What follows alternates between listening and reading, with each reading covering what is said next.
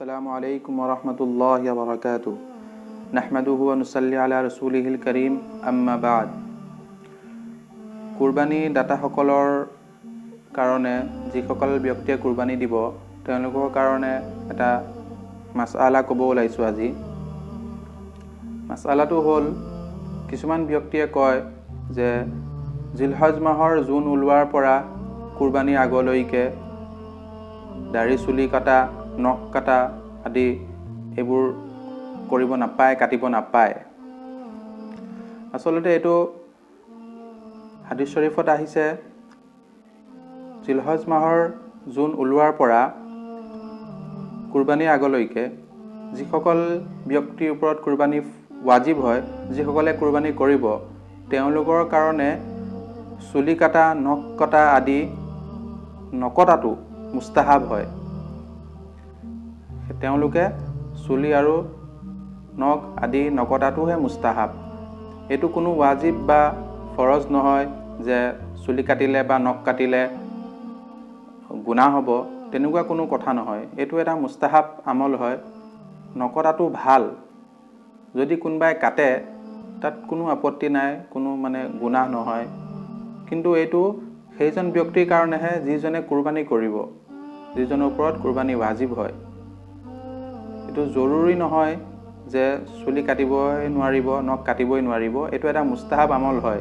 যিসকলে কুৰবানী কৰিব, যাৰ ওপৰত কুৰবানী ৱাজিব, তেখেতে চুলি আৰু নখ আদি নকটাটো মুস্তাহাব হয় জুন ওলোৱাৰ পৰা কুরবানীলৈকে। এইটো কোনোবাই যদি কাটি দিয়ে, বেছি দীঘল হৈ গৈছে, কাটিবলগীয়া হৈছে, কাটি দিয়ে, তাক কিয় কাটিছ, কাটিব নাপায় এনেধৰণৰ প্ৰশ্ন কৰিব নালাগে। এইটো এটা মুস্তাহাব আমল হয়।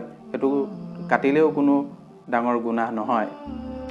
তাৰ পাছত আৰু এটা মাসালা হ'ল কুৰবানীৰ সময়ত কুৰবানীৰ গৰু কাটিবৰ কাৰণে, জবেহ কৰিবৰ কাৰণে বা মাংস আদি কাটিবৰ কাৰণে কিছুমান জাগাত মানুহ লগোৱা হয়, মানুহ মাতি অনা হয়। সেইবোৰ মানুহক কটাৰ বিনিময়ত তেওঁলোকক কুৰবানী মাংসৰ পৰা তেওঁলোকক দিয়া হয়, কুৰবানী মাংস দিয়া হয়। তেওঁলোকক যে মাংস কাটিলে বা জবেহ কৰিলে তাৰ বিনিময়ত কুৰবানী মাংস দিয়া হয়। এইটো কুৰবানী মাংস দিয়াটো জায়েজ নহয়। ইয়াত কুৰবানী আপোনাৰ সহি হৈ যাব, কুরবানীটো শুদ্ধ হৈ যাব, কিন্তু এইটো এটা নাজায়েজ কাম হ'ব। কাম কৰা মানুহকেইজনক বিনিময়টো, তেওঁলোকক হাজিৰাটো কুৰবানী মাংসৰ পৰা দিয়াটো, এইটো এটা নাজায়েজ কাম হয়। তেওঁলোকক আপুনি পইচা দিব পাৰে, আৰু যদি মাংস দিব বিচাৰে তে হাদিয়া হিচাপে আপুনি নিজৰ খুচি হিচাপে মাংসৰ ভাগ এটা দিব পাৰে।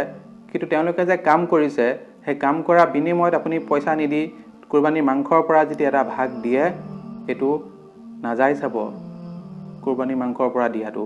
গতিকে এইটো বহুত জেগাত কিছুমানত এনেকুৱা চলে যে কিছুমান মানুহে কাম কৰিব আহে, মাংস কাটি দিয়ে বা জবেহ কৰি দিয়ে, তেওঁক কুৰবানী মাংসৰ পৰা ভাগ দিয়া হয় এইটো বিনিময়ত।